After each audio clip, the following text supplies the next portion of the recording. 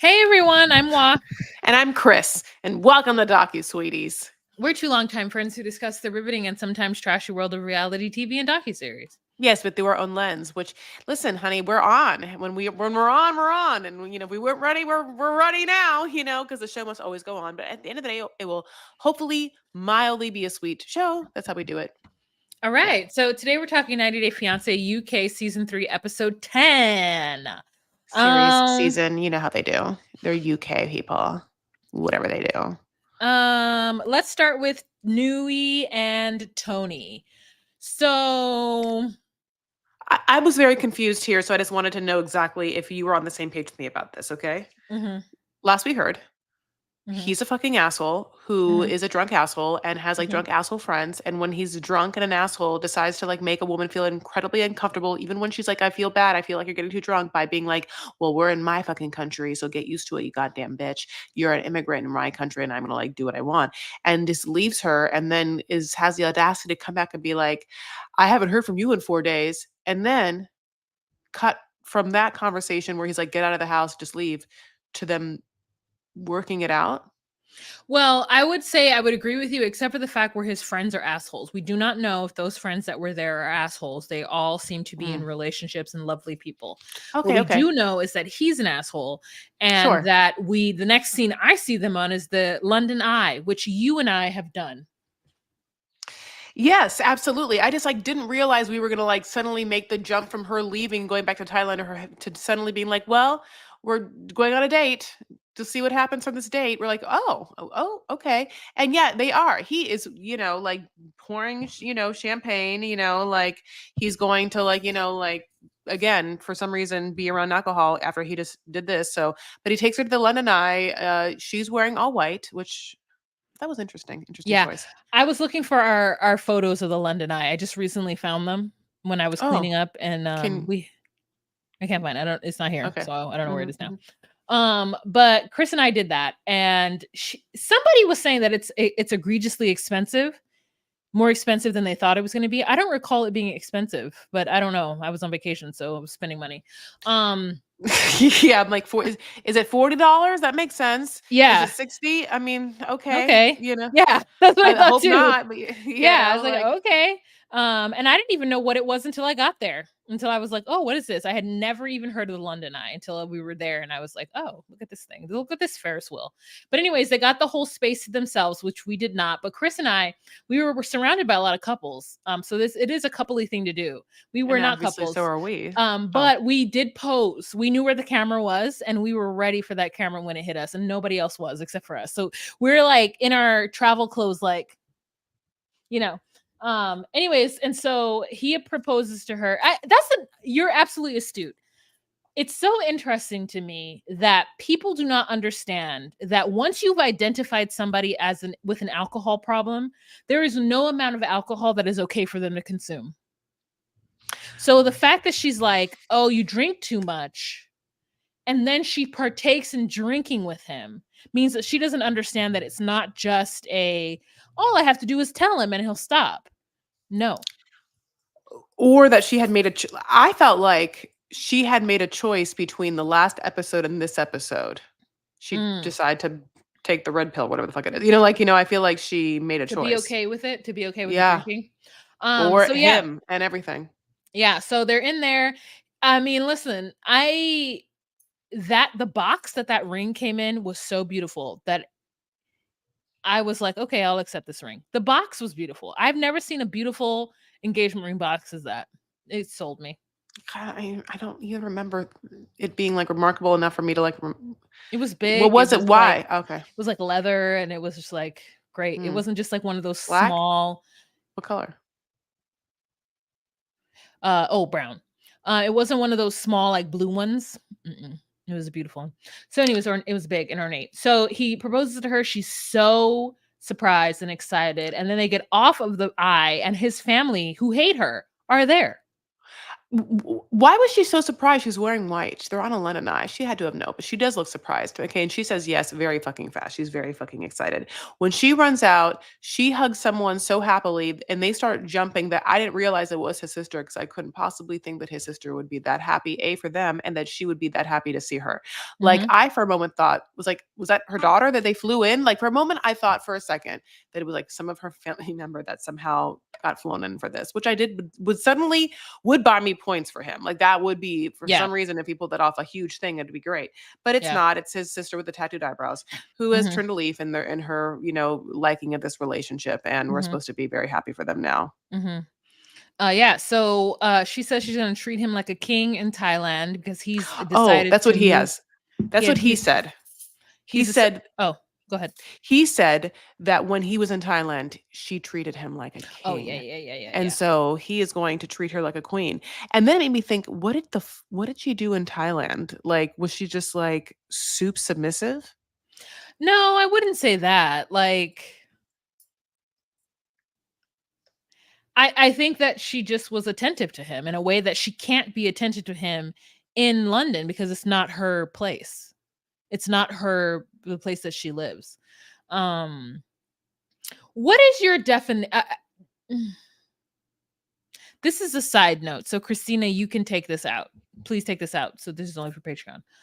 What is your definition? We use a lot of dom and sub like terminology, and I feel like we're using it very loose. And I want to know what your definition of that. What does that mean? Like when you say that she was submissive, what does that look like to you? I did not mean in the dom subway. I just meant like, was she? Yeah, okay. No, I just meant, I didn't mean, so sorry. I really just meant in that connotation, like she treated him like a king. Was she just very submissive to all of his wants and needs and every one of his like annoyances? Was he not around alcohol, and therefore that wasn't brought up. Nothing about, that I actually didn't mean sexual. I think that whenever someone is in your playground, so to speak, or your home or your space where you move around very freely, it's easier for anyone to be very accommodating. And I feel like that is what she did. She probably cooked for him because she was going to cook anyway. She got a whole kid. She got 2 kids and a mother. She going to cook anyway. Like if she's going to show him a good time, she's going to show him a good time because that's where the fuck she lives. So I want to know what that looks like from his perspective of being treated like that, because there's only one way she could treat him when it's in her town. Like, and he didn't do the same for her. He didn't do for the same for her when she got to London. He just expected her to like fit into what his expectations were for that. And so anyways, like I guess they're going to get married and I guess he's moving to Thailand, and I feel so sorry for her because when he gets backed into a corner or he feels like he doesn't have power, he reacts very poorly. Very poorly. Yes, and I think that she doesn't understand that it's not just him being a man, it's also him being like a white man from an imperialist country. Yes. To where he just naturally thinks that he is better than her. And that she should be lucky and grateful that he has entered her orbit. And that's what's quite unfortunate about the whole situation. I know it. That's the worst part. John and Sprite? Yep. Okay. So John and Sprite have been having a lot of miscommunication. Okay. John and Sprite have been having a lot of miscommunication. And in this moment, when John gets on the phone with Sprite and starts asking him a question, I was like, that is what Chris feels like when she talks to me. I'm going to be vulnerable in this moment. That is what Chris feels like when she talks to me. When she's like, how's your day? What were you doing? Oh, so how was that like? And I'm like, oh, kick into gear, Wahima. She's asking you questions. She wants to know what your day is. You are the only person who does that to me. You're the only person who asks me, how was my day? What did I do? What are you eating? What did you order? Like, you are the only person that asks me so many questions about what's happening in my life that I'm always, unfortunately, unprepared to answer your questions. No one gives a shit about what I'm doing except for you. You know, it's like, what have you been up to? Like, okay, what'd you do today? Yeah, and then what'd you do for 4th of July? Yeah, like, what you went to the Taste of Minnesota? Like, what'd you taste? You know, like, what is the Taste of Minnesota? Like, what be happening there? Like, what are the, like, I'm a curious. First of all, obviously, I don't. There's two things about me you should know.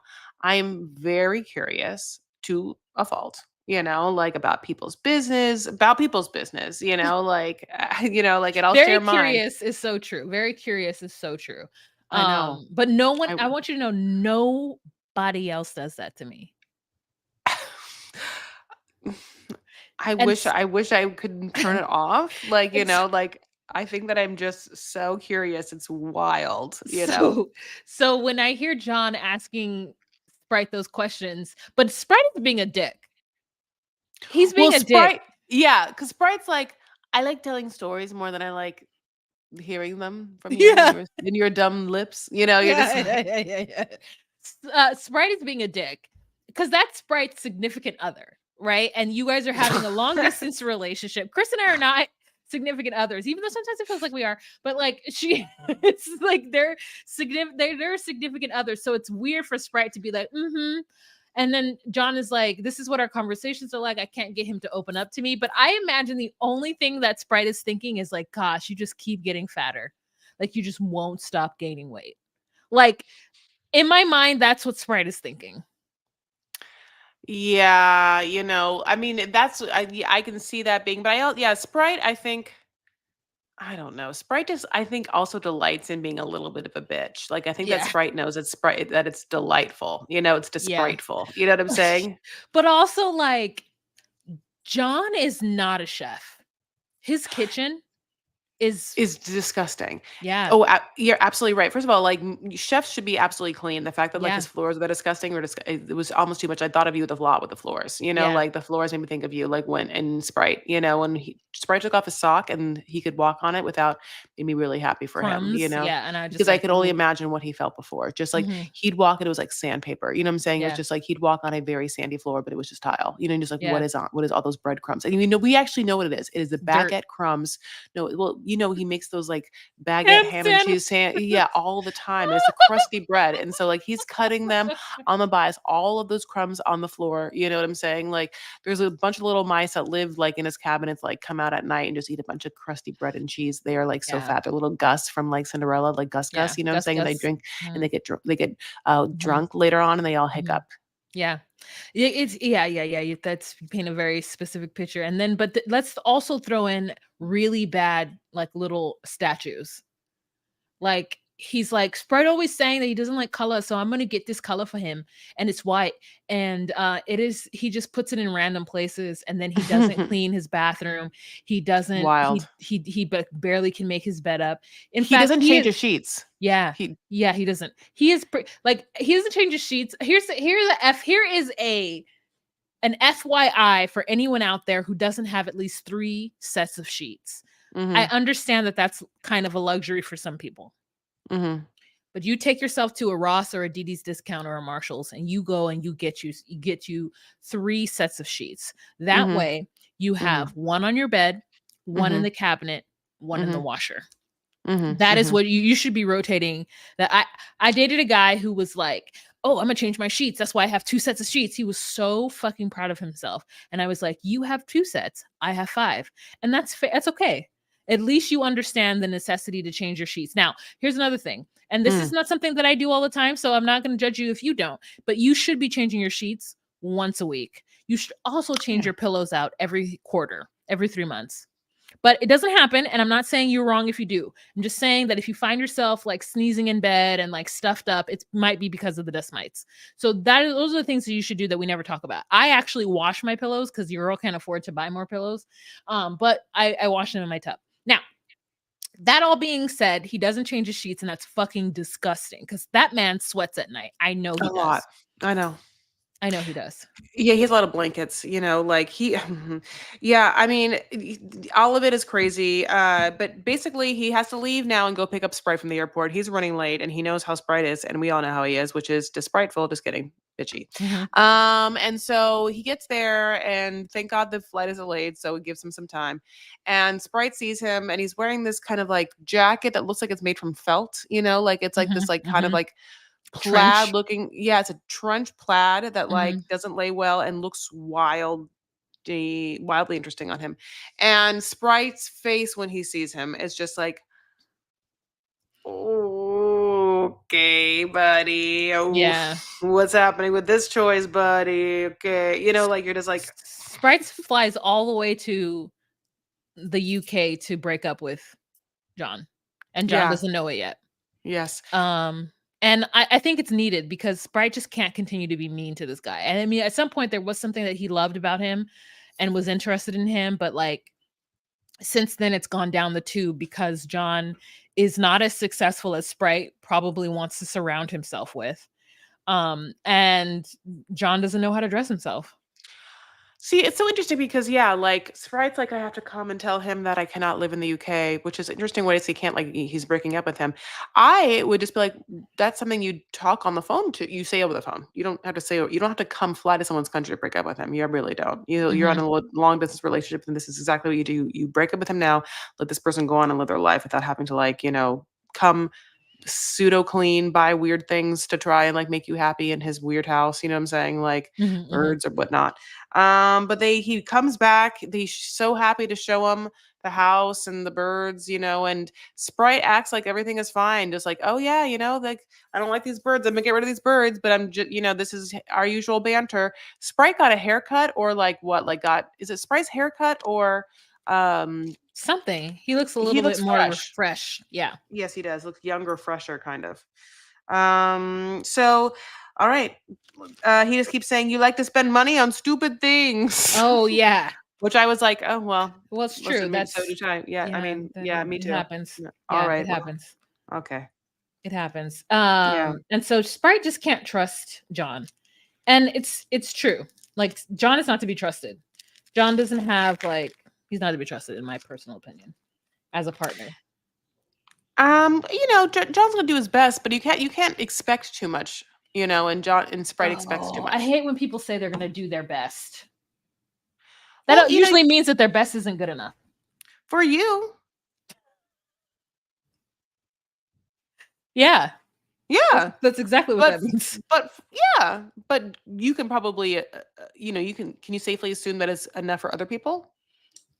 Um, Oh, I don't know. I'm I not don't know saying what's you're better. I'm not saying you're better or worse than other people, but I think your standards might be different than other people. yeah. My standards definitely are different than other people. And so Yeah. when people say that to me, I'm like, "Oh, I see. You're leaving room to not I don't know. Just childhood trauma, you know what I mean? I did my best. Okay, girl. You did your best? Was that your best? Well, I guess Yeah. your best wasn't good enough. For That's what I you, think.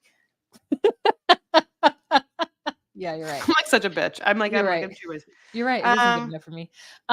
Okay, let's move on to but what did you think of the statues? Let's not move on. What did you think of those statues? Did you really were dumb, you really cheap, like dumb, okay, great, cheap. great, great, great, great. Okay, Sam and Ali or Ali, as you know, one might say.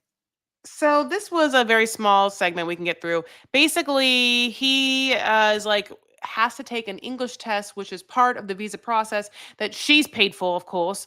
She had to put up her quid, because he doesn't have no 120 money. quid. You Quid. know what I mean? And so he speaks, as we know, really good English. We don't know what the English test is. And so he calls her, tell everybody, he's like, babe, I have good news, I have bad news. The good Yeah. news is I speak English. She's like, all right, I know that part, you stupid. Yeah, He's like, she's such an animal. she's She's such a fucking beast. I hate her. I she can hate the just be way she talks so to him. negative. She's just Yeah, like she is yeah, instantaneously negative and like like goes for the vernacular or just like aggressive. She's very like immediately negative and aggressive and yeah. just overwhelmingly. So, but anyway, so he's like, just kidding. I'm fine. I like passed it or whatever, because I speak Hmm. English. And so it worked out. And she's like, yay. And so then the next part we see is basically this part, which I'll have a picture of, which is unbelievable. And when it happened, I was so fun. I was so happy. And I was like, I can't wait to talk about it. So her and her mom, you know, are having their typical night, honey, TGIF, and they Yeah. are wearing a 2-person fuzzy sweatshirt. Very fuzzy, kind of like couch kind of watching TV Oh, it's what I'm sweatshirt. wearing. It's what I'm wearing. It's like a Yes, it absolutely snuggie is. thing. Except for Yes.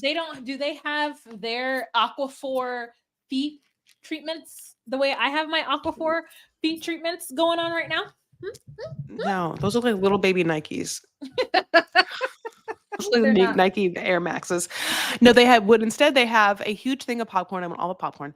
And then and on the middle of their like sweatshirt, it says like I love you. I forgot who it said, like mom or whatever. But then what they do is they have an iPad mini and she calls Allie. Oh, sorry, advanced therapy, Aquaphor repairing foot masks. Looks great. It really does look great. They call Allie and they're gonna watch their shows. What's his name? What's his name? My Arab friend? Ali. Thank you. And then they're like, we're gonna watch our shows. And the mom's like, I hope I see some willies. And the minute she said that, I was like, oh my God, they're gonna watch. And then they showed just blurred out pictures of what is obviously the show Naked Attraction, which is has been on UK BBC shows or whatever, like, you know, for years, and now is on Max all 6 seasons. And it's basically a dating game show where immediately the first thing that happens is you see everyone's dicks and vaginas. You know what I'm saying? Like whatever they have, you see them. And then from there, you see the rest of their bodies. And then from there, and you hear their voices. And then you see their faces last. You go on a date. That's what it is. But it's just like wild to see just bodies. But it's kind of great because the host and, you know, the theme of the, I guess, show is we're all bodies. We all have different bodies, and you know, whatever you have, someone else likes, and whatever you don't have, you know, someone else wants. It's like everything is, you know, everything's everything. And everything is everything. Lauryn Hill. Now, would you go on the show? Would you go on the show? Okay, let me ask you this. Do I want to be at all like a podcast famous person, actor, whatever, or am I just a regular degular? Regular degular. And do I have a father, Mike Farah? Wait, how would he know that you were on the show? What do you mean? Does he know I'm sorry. You don't think that if my whole pussy was on national television, that at some point it wouldn't get back to my dad that my entire pussy was on national television? How? Tell me. Someone would be like, Mike Farah, your daughter's pussy's on television. Oh, okay.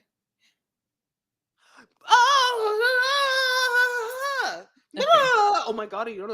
What would he do? What would he do? What would he do? What would he do?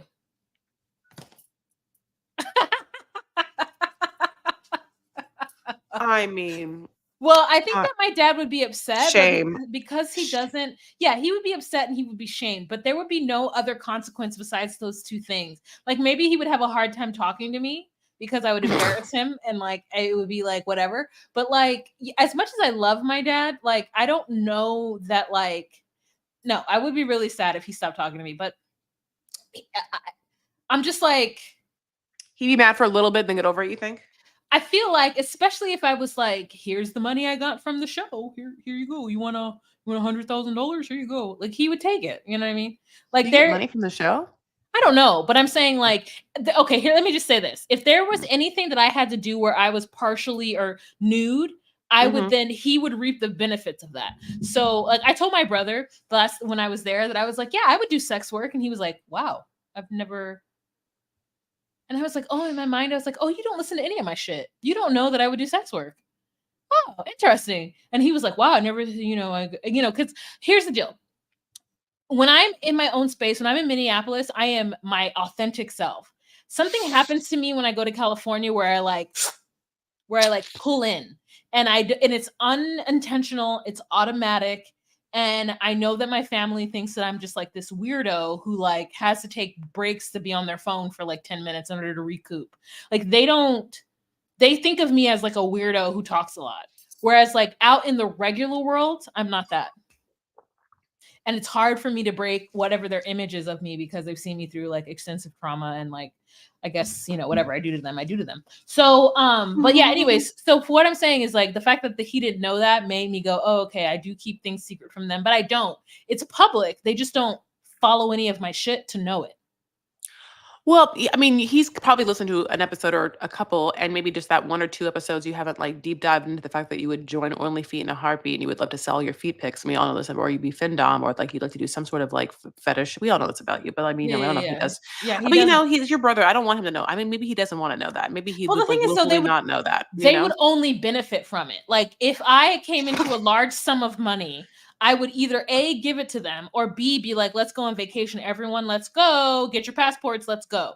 Like, it wouldn't just be like an insular, oh, this is only for me. This would be like a family vacation. Let's go. Especially now that my dad has his permanent resident card. We out ya. Oh, good. That's great Mhm, news.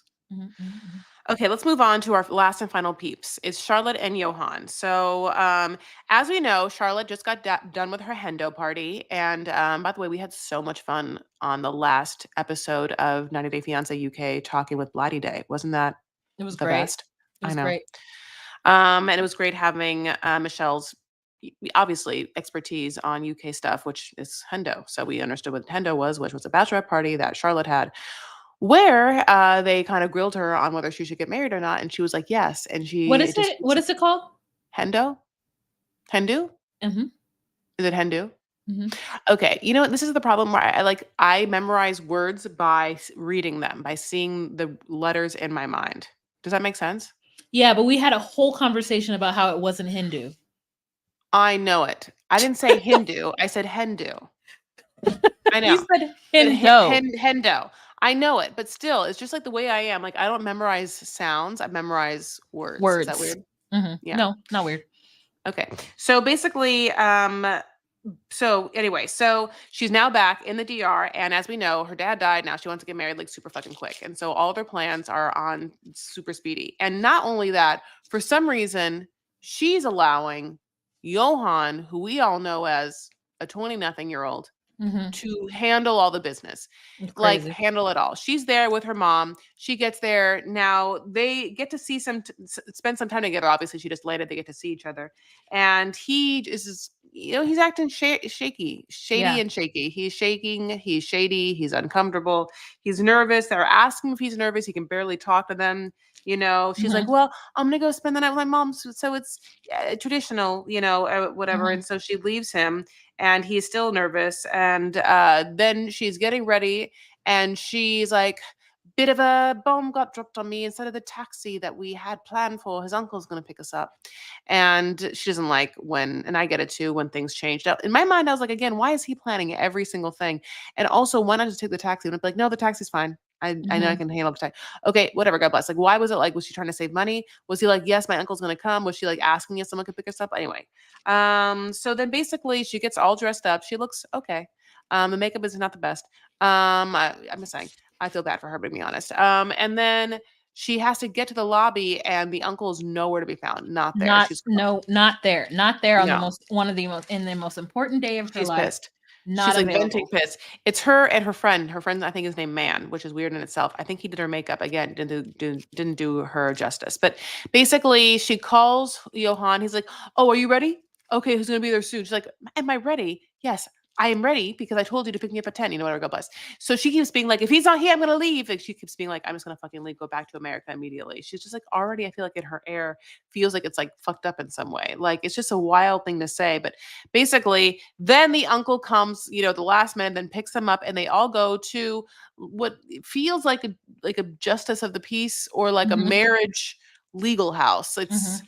a weird shaped geometric building that's not great, not great, but also very just like industrial. And it looks like people just go and get appointments for this. She keeps mentioning she has an appointment, but she doesn't also know, I think, what time it's at, because I think that maybe he did all the planning. All she knows, she has to be there by a certain time, and she doesn't know what time the appointment is. So she gets there, and the uncle obviously had driven her there, and Johan is not there. The uncle is the same age as Johan. The No, uncle's no, maybe he 25. is. Yeah. This is not Oh, an uncle. This is because his mother is only 37. So this uncle is probably 30. Like this is a young man who's come to get her. Now, listen, is her reaction dramatic? Yes. As mm, somebody who is time sensitive, there is something that's my brain switches over and goes, oh, you don't care about my time. You don't care about me. You don't care about my time. You don't care that I have been preparing for this the whole day. And now it's time for either A, you to be here, or B, you to be communicating with me that you're going to be late. And you don't. You don't. And so I understand why she said the thing that she said about just like packing up and going home to cut her losses and just leave this man in the lurch. Is it crazy? Yes, but I understand it. And I wish that I could just be alleviated of the demon of that feeling. But it's so when some people tell me that they have other ailments, I'm like, my ailment is that you need to be on time and or tell me if you're not going to be. like that is my, and I wish I could get away. I wish that I could let it go. I wish that it wasn't a devil on my a monkey on my back, so to speak. But for some reason, I don't know where it came from. I don't know why I feel this way, but it just like incenses me, especially when people try to pretend like either A, them being late is not a big deal, or B, that they aren't actually in fact late. You're right. Like you can tell me, hey, I'm going to be 10 minutes. Or I'm going to be late. I don't exactly know what time. Because don't tell me 10 minutes and then you're 12 minutes late. Because I'm annoyed. And it's on the outside looking out like it's crazy. I know that. But I can't get over it. You're absolutely right. I mean, yeah, like she is righted for her reaction, and we have no idea where he is. Like, it's definitely not a thing where we're seeing where he's at. The camera crew is not following him, either not pay attention or whatever. He's obviously sent his uncle to go pick her up, so something's happening. But he knew that she was on her way. Like, when she called at 10, it's now 11. So wherever he is, it's like bad news. I mean, it's hot. Yeah, it's hot. It's hot. And this is the baited part of the show that we've gotten, which is her mom the entire time being like, oh my God, he stood her up. Yeah. You just like, that's what we keep hearing, like he stood her up, and so like, unfortunately that definitely feels that way. And in the future, when we see the scenes of what happens, it doesn't look good. It looks like she's like sitting down and the producers are like, we have something to tell you. And then she's like burning something. I don't know. God bless. But it looks really fucked up. Like, I think that he was always too young and he just was always in a place like he's not ready to start a family with you. He's just this very young guy, like, I think that she was just putting on him all of her wants and needs, which is just to have a child and have a life that she can kind of settle in, and it like, he's not the man for it, like she's too seasoned to have made this choice, but she made a really bad choice. But we all do, for the same reason most people make unfortunate choices on the show, to appease a certain amount of profound loneliness that she has. And the death with her dad makes me really, really sad. And I feel really bad for her, but she has this good circle of friends. And I like this Maria. And I think that she can just like go and, have some fun if she could just, I don't know, like, just like let go of, I don't know, like certain things she's telling herself. I don't know what they think. Did she always say she was 35? Because I thought she was saying she was like 32 or 30 something, early 30s. And then I don't know. Okay. Exactly how old she was pretending to say, sorry, how old she was, but she definitely always felt a little older, but we don't know for sure. Yeah, it is unfortunate that she found herself in this situation, but also her choice. She made choice after choice after choice to do this. Like the moment that person told me that they were 20 and that they wanted to marry me, and I met him at the resort. Yeah. Yeah. And I met him at this resort. Yeah. That he was flirting with me and he was getting paid to do so by the people that are also like at this resort. Like I mean, there'd not be a point of me that I wouldn't get that. Like you would have to, like the weird thing is, even if I ever went to one of these resorts and someone fell immediately in love with me for real, I would never believe them. Mm-hmm. You wouldn't make me believe them. Yeah. I don't care if you cut off 2 limbs. I'd be like, boy, you really want that money, honey? Oh, I wouldn't. No. Sorry. I would believe them at some point. Because what else can you do but believe them? Especially like at this stage in my life. Like, would I make any choices, any long lasting choices? No. That's the difference. Like I can believe that you love me and not buy a van where I'm going to owe money for it for the next 10 years. Oh, okay. I can believe that you love me but still not make poor choices. Yeah. Unfortunately, once I think that you love me and once I agree to love you within my heart, like, all bets are off. That's why Mm. that's why I can never love anyone. Oh, because you'd I lose too you'd I lose would yourself lose in to I it. would yeah, I would lose too much control. Ah, yeah, yeah, yeah. No, no, no. I could And still it's not do it. safe enough, yeah. Yeah, I could Yeah. still do it, but every precaution we put in line. I know you love me, but here's this prenup. I know you love me, but you give me $10,000 before you come here. Oh, I know you love me, but like Let me put ring cameras in all of your all yeah, of your rooms all your and have rooms. access to find my friends and see all your entire, like, Yeah, iMessage and WhatsApp I get that and you love me. Instagram DMs. Thank you for loving me. Um, Yeah, Look, we did it. we did. I Hmm. feel so proud of us, but also great for you guys who got to listen to this. And if you want to listen to absolute more, you can do so because guess what? We have a podcast. You're listening to it now. And we are covering, by the way, everything. We're covering HEA. We're covering TOE. Of course, this is the UK. We're doing whenever Love During Lockup comes next.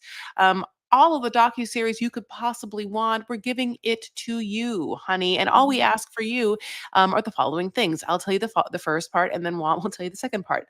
First things we ask of you: A, follow us and share our social medias, like our stuff. Make sure our posts get into the engagement algorithms by your tickling. So that's on Instagram as DocuSweeties, of course, TikTok, DocuSweeties, X, DocuSweeties1. We have a Facebook group, the DocuSweeties podcast Facebook group. We are on YouTube. Please go subscribe there and then give us a 5-star review wherever you listen to podcasts. And those were the free ways. However, we will also take your money directly.